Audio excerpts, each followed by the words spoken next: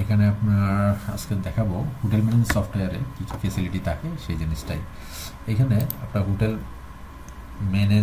ম্যানেজের মধ্যে কী কী থাকবে, হোটেল বুকিং রিকোয়েস্ট থাকবে, এখানে বুকিং রিকোয়েস্টগুলো লিস্ট আসবে এখানে। তারপরে আছে বুকিং রুম, এখানে রুম বুকিং করবে, অল বুকিং, সব বুকিংয়ের তালিকাগুলো এখানে আসবে। তারপরে আছে রুম লিস্ট, এখানে রুমের তালিকা আসবে। তারপরে আপনার হোটেল ম্যানেজের মধ্যে রুম টাইপ, কী কী টাইপ আছে রুম, সেটা অ্যাড নিউ গেলে এখান থেকে অ্যাড করবে। ক্যাটাগরি আসবে, কোন ধরনের ক্যাটাগরি এটা, এখানে ক্যাটাগরি আসবে, ক্যাটাগরির নাম রাখলে এখানে এটা আসবে। তারপরে ইমিডিয়েটস কী কী ফেসিলিটি থাকবে সেটা এখানে আসতেছে। কমপ্লিমেন্ট কী কী থাকবে সেটা আসতেছে। বেড টাইপ থাকতেছে, বেড টাইপে আপনার এখানে কী কী বেড সেটা রাখতেছে। আমরা যদি কমপ্লিমেন্টের মধ্যে যাই, নতুন কমপ্লিমেন্ট যদি অ্যাড করতে চাই এটা থাকবে। এনিমেন্টসের মধ্যে যদি যাই, এমিটেন্টের মধ্যে এটা থাকতেছে, ক্যাটাগরির মধ্যে এটা থাকতেছে, ক্যাটাগরিতে এটা কি বাংলা না ইংলিশ এটা, তো এখানে এইগুলো থাকতেছে। তারপরে বেড টাইপ, বেড টাইপের মধ্যে যদি সিঙ্গেল না ডাবল সেটা থাকতেছে। ট্যাক্সের পার্টটা থাকতেছে, ট্যাক্স বেড কত পার্সেন্ট সেটা।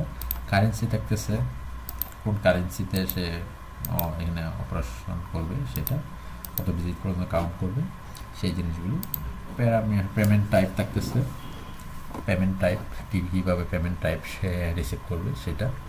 তারপরে আস্তে আস্তে কান্ট্রি, এখানে কান্ট্রির সব কান্ট্রির তালিকা থাকবে। আর এখানে আস্তে আস্তে হোম পেজ ম্যানেজ, হিরো সেকশনে কী কী থাকবে, তারপরে অ্যাবাউটে কী কী থাকবে, তারপরে আওয়ার সার্ভিসে কী কী থাকছে, এখানে ভিডিও সেকশনে কী কী থাকবে এগুলো সব এখানে আছে। টেস্টিমিনালে কী কী থাকবে, টেস্টিমিনাল, তারপরে আপনার এখানে অফার বা অ্যাডসের মধ্যে কী কী থাকবে এগুলো সব এখানে চলে আসতেছে। সেকশনে কী কী থাকতেছে এগুলো আসতে, এখানে ব্লগ থাকতেছে। তারপরে আপনার অ্যাপারেন্সের মধ্যে থাকতেছে, এখানে মেনু, থিম সেটিং যদি করার প্রয়োজন হয় থিম সেটিং করতে পারবে এখান থেকে।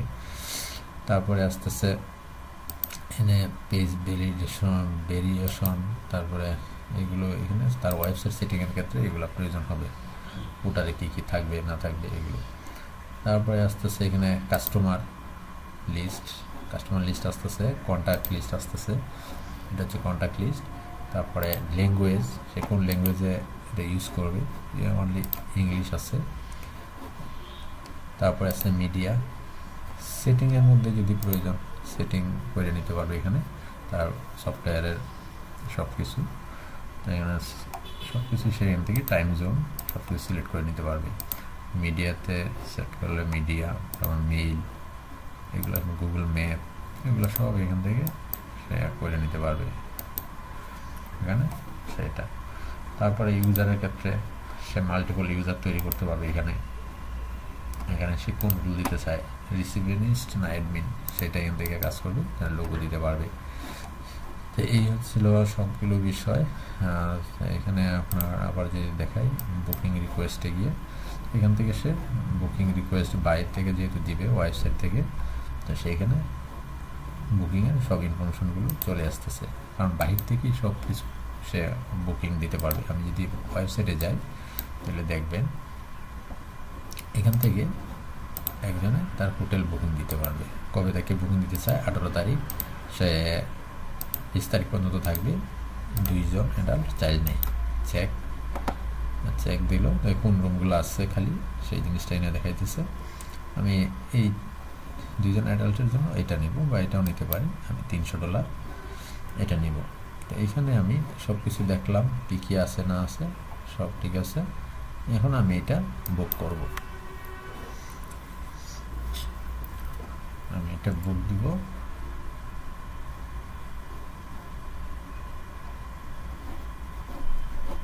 রিকোয়েস্ট আসলো, এখন আমি আমার সব কিছু ইনফরমেশন দিতে হবে। আমি এনে দিব রাকিব, আমার নাম দিব, এখানে দিব রাকিব gmail.com, ফোন নাম্বার দিব 11 ডিজিট, 2 4 6 8 12 ডিজিট হয়ে গেছে, 11 ডিজিট। কান্ট্রি দিলাম পাকিস্তান, স্টেট আসে না, বাংলাদেশ দিয়া এন্ট্রি দিই, ঢাকা, তারপরে যে জিপ কোড 1205 এটা অ্যাড্রেস দিলাম। মানে এখানে আমি এই গেটওয়েগুলো আমি ইউজ করতে পারবো। ট্রান্সফার দিলাম, দেওয়ার পর আমি এখানে চেক ইন কখন করবো, যেহেতু আমি 18 তারিখে চেক ইন করবো এবং চেক আউট কবে করবো, 20 তারিখে চেক আউট করবো। কারণ পুরো আমার এই টাকাটা আসতেছে সেন্ড বুকিং। আমি এখন সেন্ড বুকিং, আমার এটা বুকিং হয়ে গেছে। এখন আমি এটা এখানে দেখবো আমার এখানে আসে কিনা। এই যে রাখি, এটা কিন্তু অলরেডি হয়ে গেছে বুকিং। তো এখানে আমি দেখতে চাই বিস্তারিত। তো এখানে আমার এটা কোন অবস্থায় আছে, আমাকে কি অ্যাসাইন করা হয়েছে কিনা, কোন রুমটা অ্যাসাইন করা হবে সেটা কিন্তু এখান থেকে অ্যাসাইন করে দিবে। আমি যে ধরনের রুম নিতে চাই সেটা কিন্তু এখান থেকে অ্যাসাইন করে দিবে। এখান থেকে অ্যাসাইন করে দিলে আমি এটা আমার আন্ডারে অ্যাসাইন থাকবে। কিন্তু এর আগে আমার কোনো কিছু যদি আপডেট প্রয়োজন হয় এখান থেকে আপডেট করতে পারবে। স্ট্যাটাস যখন এখান থেকে অ্যাসাইন করে দিবে কমপ্লিট, ক্যান্সেল, ইনকমপ্লিট, এখান থেকে কিন্তু স্ট্যাটাসটা অ্যাপ্রুভাল, চেক আউট, ক্যান্সেল দেওয়া, আপডেট দিয়ে দিতে পারবে। দিয়ে দিলে এটা আমার আন্ডারে চলে যাবে।